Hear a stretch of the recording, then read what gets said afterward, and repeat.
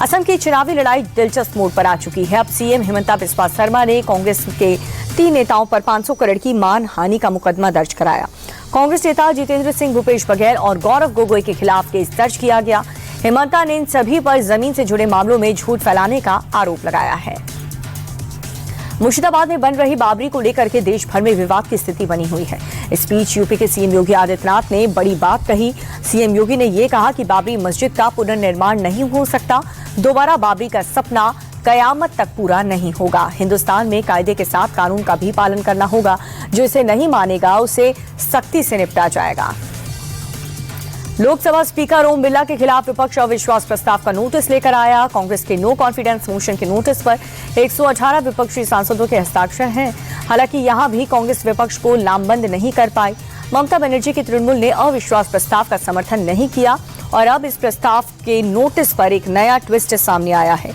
विपक्ष के अविश्वास प्रस्ताव नोटिस में तारीख गलत लिखी। ऐसे में विपक्ष का नोटिस खारिज हो सकता है।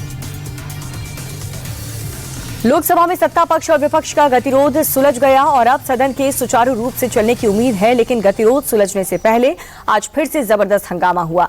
विपक्ष ने राहुल गांधी को बोलने देने की मांग पर जमकर बवाल काटा। हंगामे पर संसदीय कार्य मंत्री किरेन रिजिजू ने आपत्ति जताते हुए ये कहा कि विपक्ष बेवजह हंगामा कर रहा है। सदन अपने नियम के अनुसार ही चलेगा। पूर्व आर्मी चीफ जनरल नरवणे की किताब पर बवाल बढ़ता ही जा रहा है। दिल्ली पुलिस की स्पेशल सेल ने इस मामले में एफआईआर भी दर्ज कर ली। पब्लिशर का कहना यह है कि उसने किताब रिलीज नहीं की, जबकि राहुल किताब की हार्ड कॉपी लेकर के संसद पहुंचे थे। और अब पब्लिशर के बयान के बाद राहुल का बयान सामने आया। उन्होंने कहा कि पूर्व आर्मी चीफ ने खुद ट्वीट करके किताब पढ़ने के लिए कहा था। अब कौन झूठ बोल रहा है नहीं पता, लेकिन मुझे पूर्व आर्मी चीफ पर भरोसा है। पूर्व आर्मी चीफ नरवणे की किताब पर राहुल गांधी सरकार पर हमलावर तो हैं, बीजेपी भी पलटवार में पीछे नहीं है। राहुल के आरोप पर बीजेपी सांसद निशिकांत दुबे ने जवाब दिया। निशिकांत दुबे ने कहा कि राहुल संसद को गुमराह कर रहे हैं। जब किताब छपी ही नहीं तो उनके पास कौन सी किताब आ गई। स्पीकर को राहुल के खिलाफ कार्रवाई करनी चाहिए। देश तोड़ने वाली ताकतों का खात्मा जरूरी है।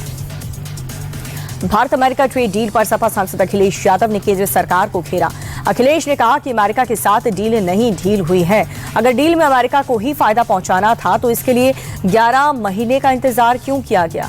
अखिलेश ने पूछा कि अब स्वदेशी नारे क्या हुआ। ट्रंप का फायदा कराने के लिए किसानों को अपने हाल पर ही छोड़ दिया गया। 31 जनवरी को शपथ लेने के 10 दिन बाद महाराष्ट्र के डिप्टी सीएम सुनेत्रा पवार ने आज कार्यभार संभाल लिया। मुंबई में मंत्रालय की 6ठी मंजिल पर सुनेत्रा पवार ने अपने दफ्तर में कार्यभार संभाला और यही कार्यालय दिवंगत अजित पवार का भी हुआ करता था। इसके पहले सुनेत्रा पवार ने दादर स्थित चैत्य भूमि जाकर के डॉक्टर भीमराव अंबेडकर को श्रद्धांजलि अर्पित की और वहीं वो सुबह प्रसिद्ध सिद्धि विनायक मंदिर भी गईं, जहां पर उन्होंने दर्शन और पूजा किया। इन दिनों बिहार विधानसभा का बजट सत्र चल रहा है और सत्र के दौरान आज बीजेपी के राष्ट्रीय अध्यक्ष नितिन नवीन विधानसभा पहुंचे। बीजेपी चीफ बनने के बाद वो पहली बार विधानसभा पहुंचे। नितिन नवीन अभी पटना के बांकीपुर सीट से विधायक हैं। नितिन नवीन का स्वागत करते हुए डिप्टी सीएम सम्राट चौधरी ने कहा कि आज का दिन ऐतिहासिक है। ये पहला मौका है जब सदन का कोई भी सदस्य इतनी बड़ी पार्टी का नेतृत्व कर रहा है। वहीं सदन के कई सदस्य के ने मेज थपथपा करके नितिन नवीन का स्वागत किया। बिहार विधानसभा में विपक्ष ने जबरदस्त हंगामा किया है। राबड़ी देवी के अपमान के खिलाफ आरजेडी विधायकों ने जमकर के बवाल काटा। विधानसभा के बाहर भी विधायकों ने सीएम नीतीश के खिलाफ प्रदर्शन किया। बता दें कि कल विधान परिषद में सीएम नीतीश ने राबड़ी देवी को लेकर के विवादित बयान दिया था, जिसके बाद से ही विपक्ष हमलावर है। और वहीं आरजेडी ने राज्य में महिलाओं के खिलाफ बढ़ते अपराध के लिए नीतीश सरकार को घेरा और विधानसभा के बाहर नारेबाजी की। बिहार के पूर्णिया से निर्दलीय सांसद पप्पू यादव को एमपी एमएलए कोर्ट से बड़ी राहत मिली। 31 साल पुराने केस में कोर्ट ने उन्हें जमानत दे दी है। 3 दिन से पप्पू बेऊर जेल में बंद थे। बता दें कि शुक्रवार को पटना पुलिस ने देर रात पप्पू को उनके आवास से गिरफ्तार किया था और इस दौरान उन्हें चोट भी लगी थी, जिसके बाद उन्हें पटना स्थित पीएमसीएच अस्पताल में भर्ती करवा दिया गया था। राजस्थान के खाटू श्याम में खाटू मेले की तैयारी के दौरान हंगामा हुआ। बैरिकेडिंग को लेकर के पुलिस प्रशासन और स्थानीय लोगों के बीच झड़प हुई। झड़प और धक्का मुक्की का वीडियो सोशल मीडिया पर वायरल हो रहा है। दरअसल बैरिकेडिंग से कॉलोनियों के रास्ते बंद होने से नाराज होकर लोगों ने विरोध किया। तो वहीं पुलिस का कहना यह है कि कुछ युवकों ने अभद्र भाषा का उपयोग और हाथापाई की। इलाहाबाद हाई कोर्ट से एएसपी अनुज चौधरी को बड़ी राहत मिली है। कोर्ट ने 2024 के संभल मस्जिद सर्वे हिंसा में अनुज चौधरी के खिलाफ एफआईआर के डिस्ट्रिक्ट कोर्ट के आदेश पर रोक लगा दी। पुलिस ने आदेश को चुनौती देते हुए इलाहाबाद हाई कोर्ट में रिवीजन याचिका दाखिल की थी और इसी मामले में यह आदेश आया। संभल में अनुज चौधरी पर आलम नाम के शख्स को गोली मारने के आरोप में एफआईआर हुई थी। बिहार के हाजीपुर में असामाजिक तत्वों ने जमकर के उत्पात मचाया। मटन उधार न देने पर उपद्रवियों ने पहले तो रेस्टोरेंट के स्टाफ को बुरी तरह से पीट दिया और उसके बाद होटल में भी जमकर के तोड़फोड़ मचाई। पीड़ित ने मामले की शिकायत पुलिस से की तो मौके पर पहुंचे पुलिस वालों ने भी उपद्रवियों की तरह तांडव मचाया।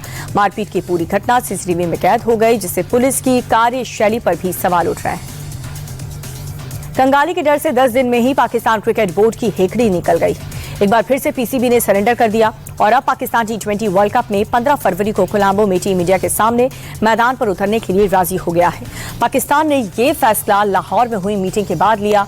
आईसीसी ने पीसीबी की सभी मांगों को खारिज कर दिया, जिसके बाद जुर्माने से डर करके पाकिस्तान मैच के लिए तैयार है।